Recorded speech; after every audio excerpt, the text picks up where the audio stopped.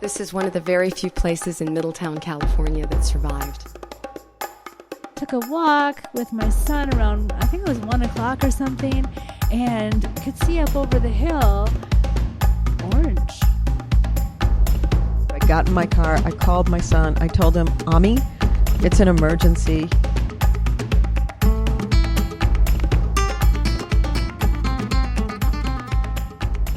Hey, I'm Seráh Blaine. And I'm Evan Clark. And welcome to our 5th episode of The Humanist Experience, the podcast series where we seek out radical experiences that educate our emotions and expand our world.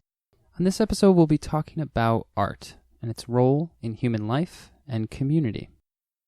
As a human being who lost, I just moved into a new home and I'm like, wow, this is what I've got left. And I'm one of the lucky ones. I had like 20 minutes to swipe the essentials, and I went from room to room. It's devastating. This past September, a fire raged through the Northern California valley in which the town of Middletown sits, destroying more than 1,200 homes. It burned over 76,000 acres, which is kind of a hard number to fathom. That's like 57,000 football fields, which is also hard to fathom. It's about the size of 1/10 of the state of Rhode Island. It's the size of Omaha or Charleston or Atlanta. And in October, the month following this fire, which became known as the Valley Fire, we went and visited Middletown, and specifically the Middletown Art Center, which is a nonprofit just off Main Street in the small town of some 1,300 residents. The Art Center opened about 6 months before the Valley Fire. It was a place where artists could work, where they could hold classes, where they could show and sell their art. And the all-volunteer board, they had ambitious plans to grow the center. They wanted it to become a cultural hub for the economically depressed Lake County. Then there was the Valley Fire. And all 6 board members lost their homes. The house I moved into was a house that had different wallpaper in every room. It had some wooden floors and some like a parquet wood floor and some vinyl floors. Lisa Kaplan is a board member and one of the founders of the Middletown Art Center. It was very spacious. There were doors on only one room, like on the guest room and on the laundry room downstairs. The rest of it was open. It was a big open space with 3 levels. And there was a pool in the backyard, a 30-foot above-ground pool, and a garage. Lisa and her family had been living in the Middletown area Hidden Valley Lake ranchos for 15 years. And over the years, we made improvements on the house. The floor was bamboo and tiles in the appropriate places. Oh, there was carpet there too, and we ripped all that out. The wallpaper became orange and yellow walls, different kinds of orange, warmer oranges and tangier oranges. The decks got refinished with redwood and manzanita. They're beautiful. As an artist and art teacher, Lisa taught classes in her own studio for years before the Middletown Art Center opened. But with the opening of the new center, her studio finally became her own. It was a really cool house that welcomed a lot of people and a lot of children into it. Lisa's husband worked in Napa Valley, but Bay Area cities are expensive to live in, and to many they seem more disconnected from nature. Middletown's houses are more affordable. They have beautiful mountain views. They're spacious. And the house is a 4-bedroom house. And I moved into it with 2 housemates. And those 2 housemates didn't work out. So I decided, because one of the things about this area, like the house, was phenomenal. Suryas Kramer came to Middletown from Portland, Oregon about 5 years ago, seeking a community that was closer to nature. She works locally as a counselor and social architecture consultant. Like there was a dance studio in it bigger than this. There was rooms, there was a meadow, there was, it was the best home of my life.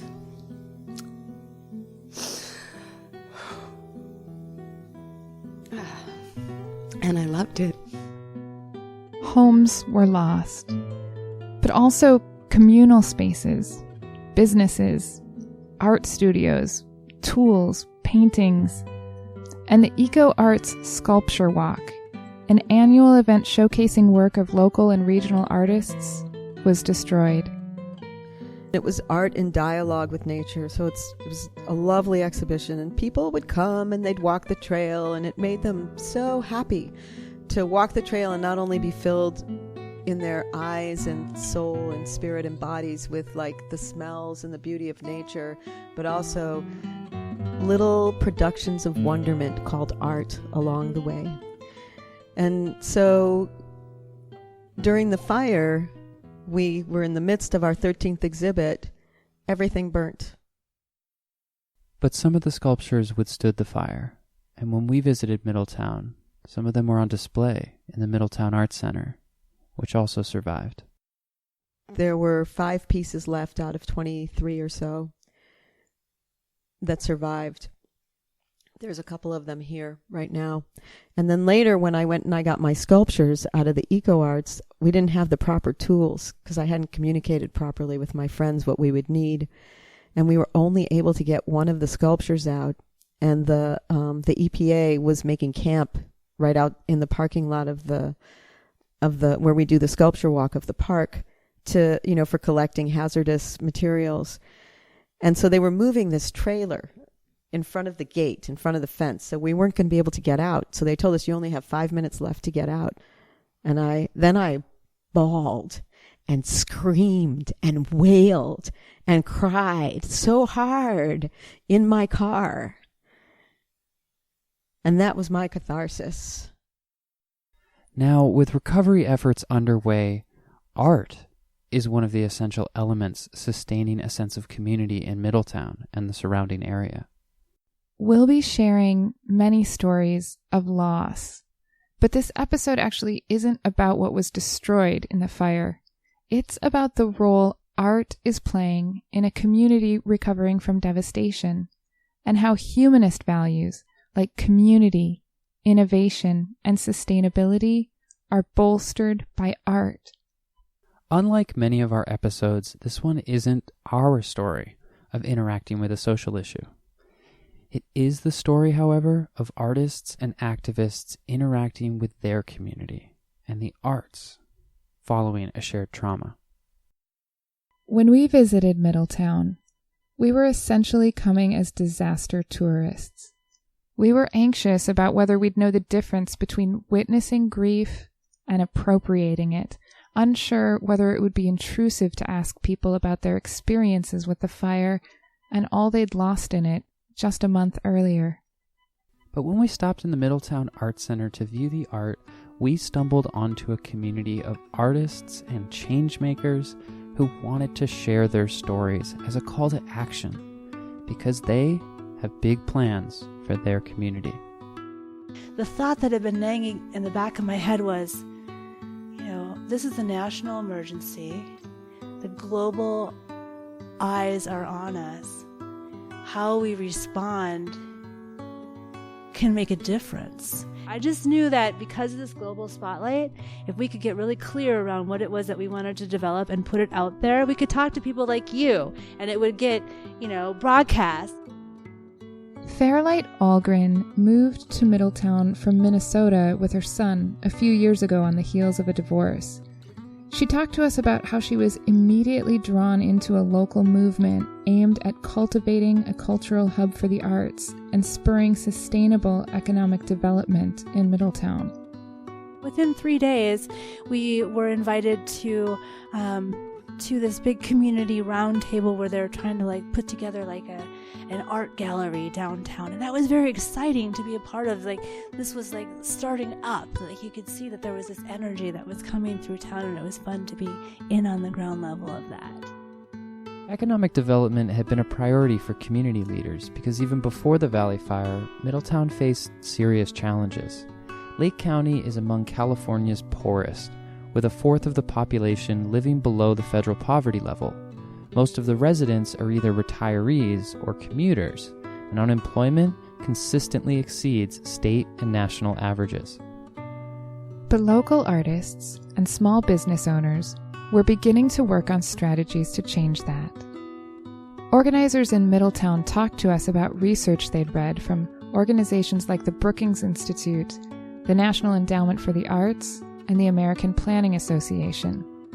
This research shows that the nonprofit art industry is the cornerstone of tourism. One of our objectives with the Art Center is that through our own success and becoming a place on the map that people want to visit because the contemporary art here is good, is that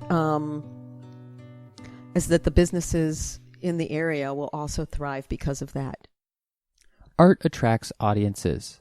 It spurs business development, supports jobs, and generates business revenue. But more than that, art contributes to social, civic, and personal well-being.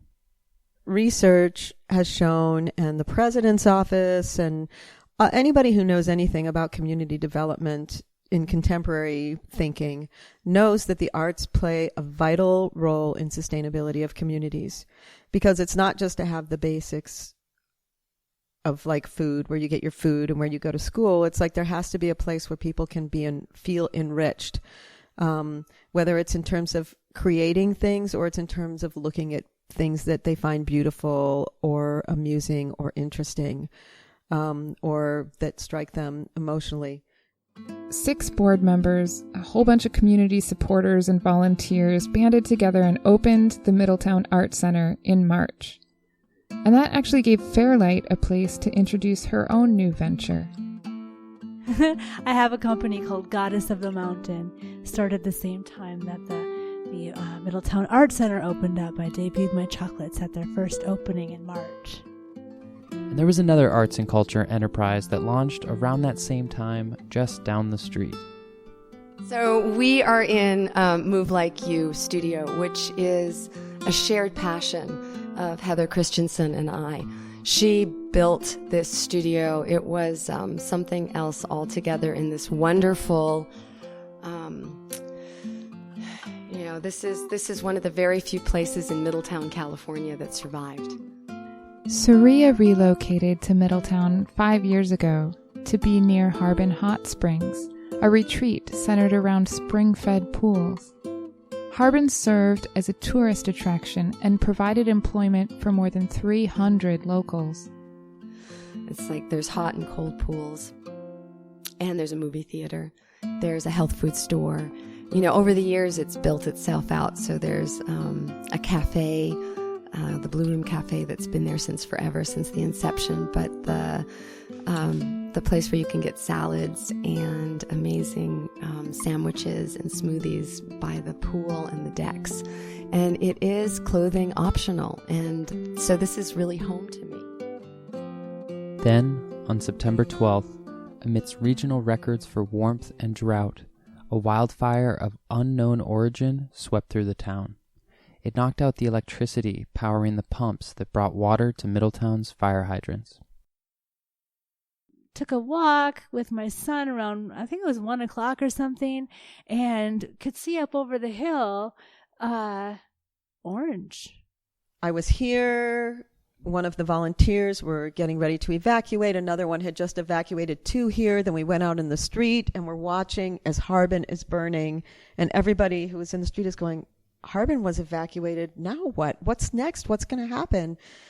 And then I met a mother in the street who told me, whose children are students here, who said to me, Lisa, don't you live in Hidden Valley? I just spoke to a fire marshal who said that Hidden Valley is next. My son was at home by himself. I biked towards Harbin, and all I saw was one mountain that had already burned, so it was just the embers. And then there was this low-grade fire rolling towards me from the grasslands. And I was on my bike, and I'm watching it get closer to me, and I'm like, oh my God. The behavior of forest fires is notoriously hard to predict. Fire sometimes switches abruptly from slow to fast, and it travels in ways that feel completely unexplainable. We saw the effects of this firsthand as we walked through a neighborhood just off the main street in downtown Middletown. We stumbled upon a bright picket fence at the far edge of a street where almost every house had burnt down. It's white, it almost glimmered against this post-apocalyptic background, and it was completely untouched by the fire. It had an archway entrance and a perfectly manicured lawn behind it. But then when you looked up, just beyond the grass, the house and all of the houses beyond it are just piles of ash. As we stared at those ashes, we started to identify items that looked familiar. We were reminded that just a month ago, people lived in these houses. We wondered, what were they able to save, if anything? How did they make those decisions? What would I have saved? And as Suryas describes, she knew exactly what she needed to keep. Having a conversation with my neighbor, Margaret, seeing a giant wall of fire moving towards me from the mountain, rolling towards my home, and Margaret saying, because this is what the firefighters told her, because we live next to one, that Middletown is defendable. Middletown is defendable. But I'm watching this wall of fire, and she's saying Middletown is defendable. And I'm like, all right, good.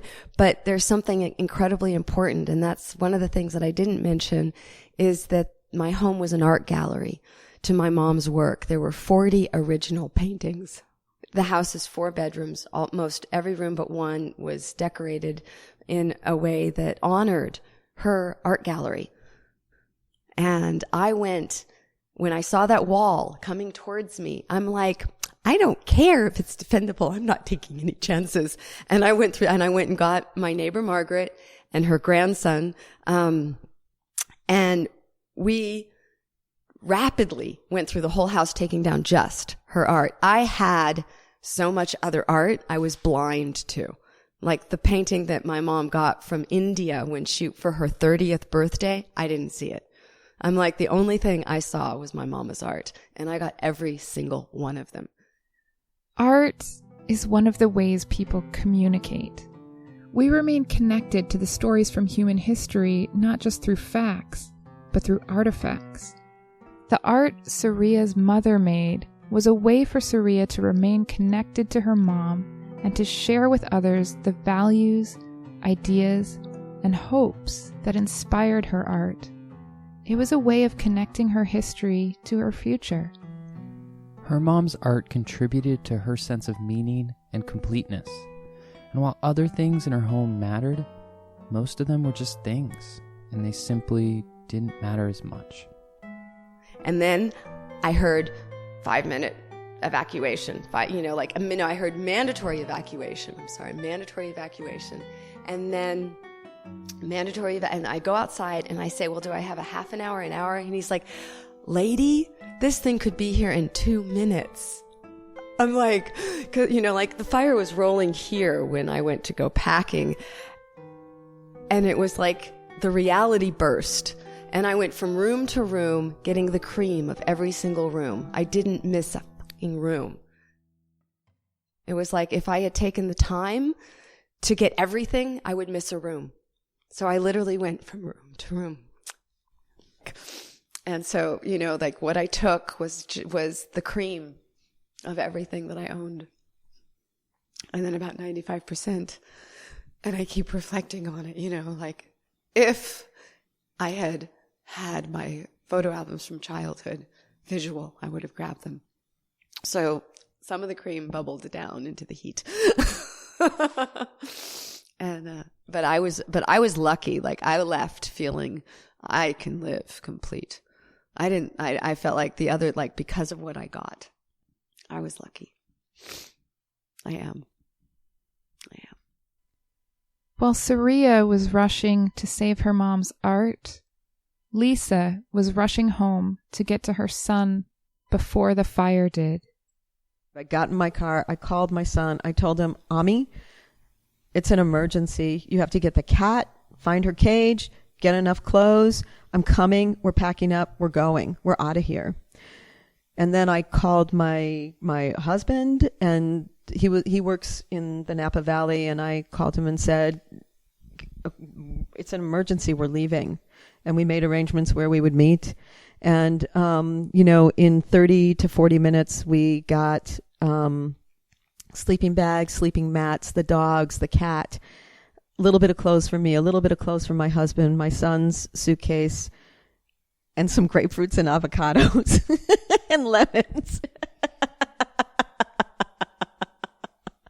And my computers and hard drives. And we went out, there were fires all along the road. It was intense. And we met my husband in a different place than we had expected because the road was closed going towards Middletown. And I spoke to one of my friends who told me that her son stayed at home, and they live right down the street from us, stayed at home. He didn't want to leave. He and the dog hadn't left yet. And then she told me later that, finally they got out because he was scared because he was watching buildings burn down all around the area. But she didn't tell me any specifics. But the next morning she called me and she said, Lisa, I got to tell you, your house burnt down. Keith saw it. Lisa described losing her home as painful and disorienting. She said she feels like she had holes in her head because there's so much to remember right now that before was in her house. Everything from paperwork to hand lotion. And our daily habits are so deeply intertwined with our homes that losing the house completely disrupts them. But her house wasn't the greatest loss. When we asked Lisa what the hardest thing about the fire has been, she told us it was losing her art and her studio, which was her own space in which to make art. I paint with earth. I sculpt with earth. I feel very much connected to earth, and earth also in a way that, we come from the dust and we go to the dust. But the earth is also our source of sustenance and where the web of life is. And that's why I work with earth. And I work with straw because I can pull it and make lines out of it. And it's like drawing. It's like drawing with earth and straw, the work that I do. And so when my studio burnt down, and I was working on a series of 9 portraits called Mothers of the Future, and I had just finished a series of women planting after a fire.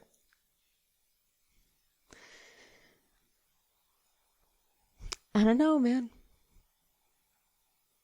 You lose all that work that's kind of about what is, and you just sort of say, well, what's next?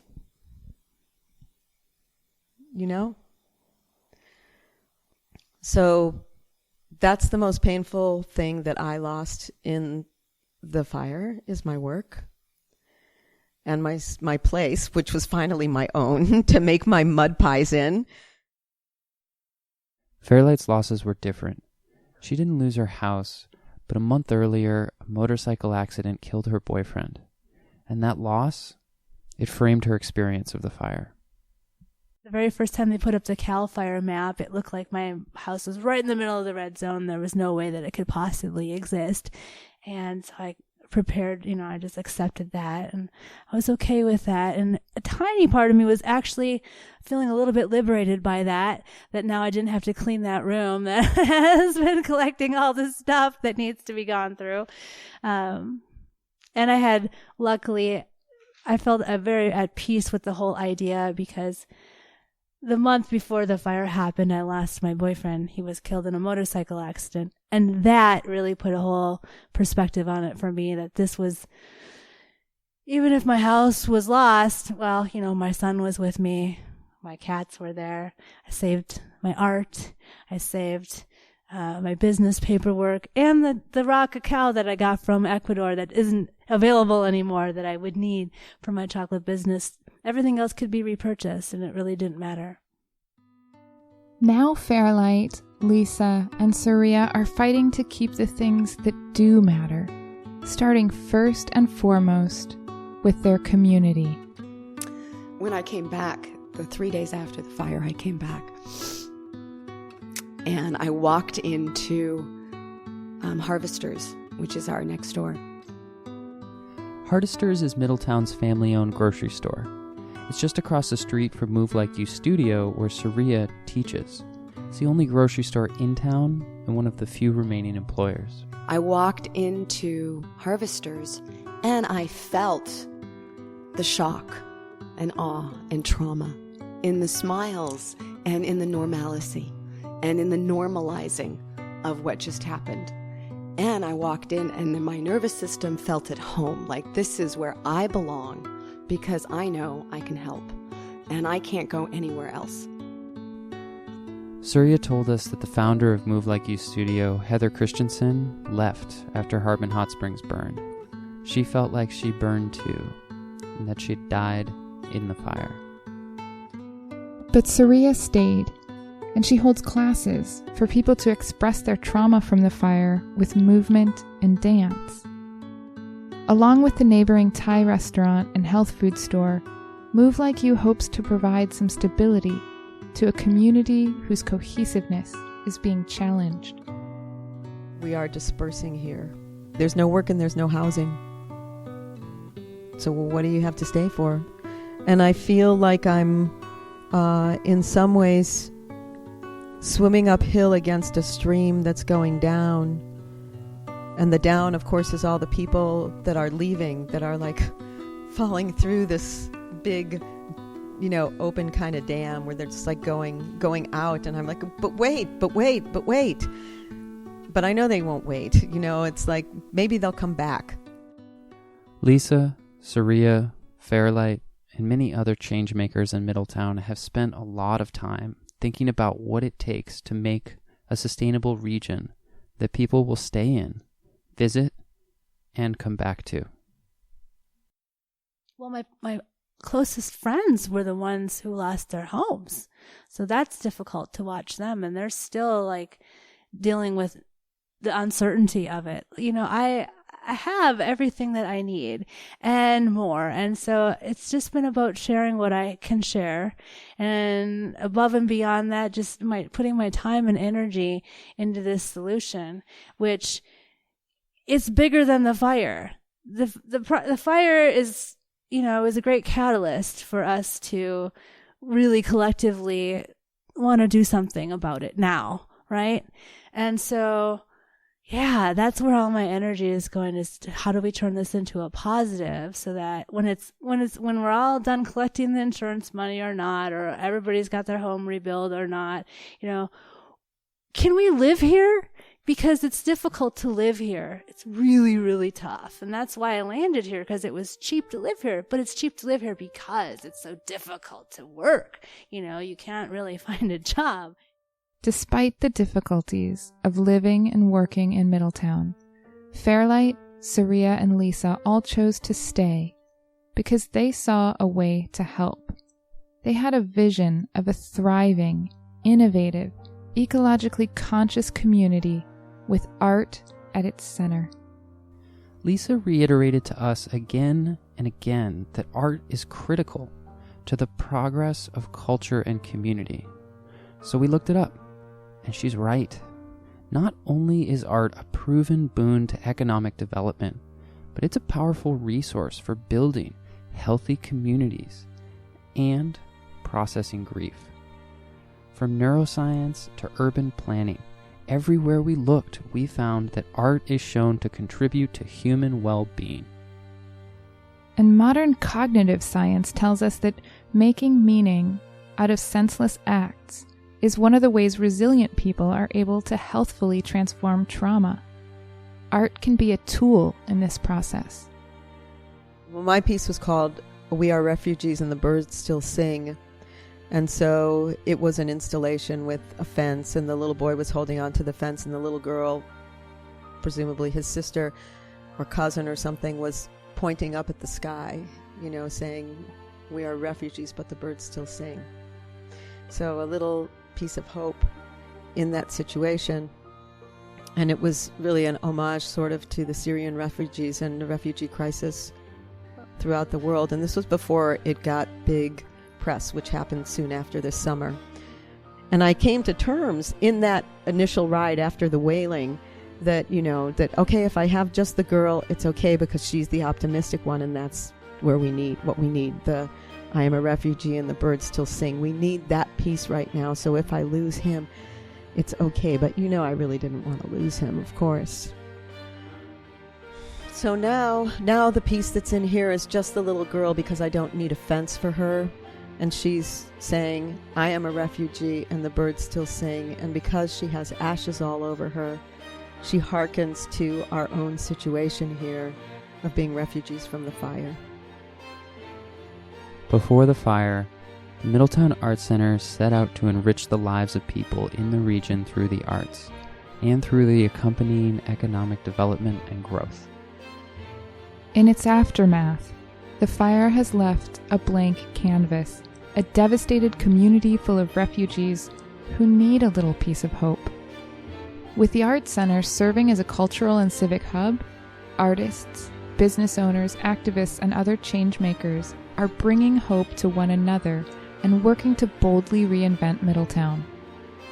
So Lake County will, almost overnight, turn from a really depressed place to live into something where people come to learn about green building, or we're calling it smart, sustainable building is the terminology that we're using. And a place where people come to live about learning in community. There's so many different ways you can structure an intentional community. And it's my belief that we'll have examples of many different ways popping up. Art is so much more than aesthetic, and art centers are places where people don't just hang paintings. The places where art is made and shown are cornerstones of a communal life. In fact, because art is so deeply intertwined with freedom of thought, imagination, and inquiry, art and democracy are interdependent. Where art is suppressed, freedom is in jeopardy, and where freedom of expression is nurtured, democracy thrives.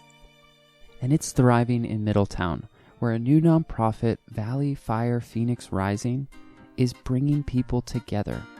Great minds from all over the world are sharing ideas and strategies for the town to rebuild creatively, sustainably, and with heart. The Middletown Art Center is providing the space for this new organization to meet and thrive.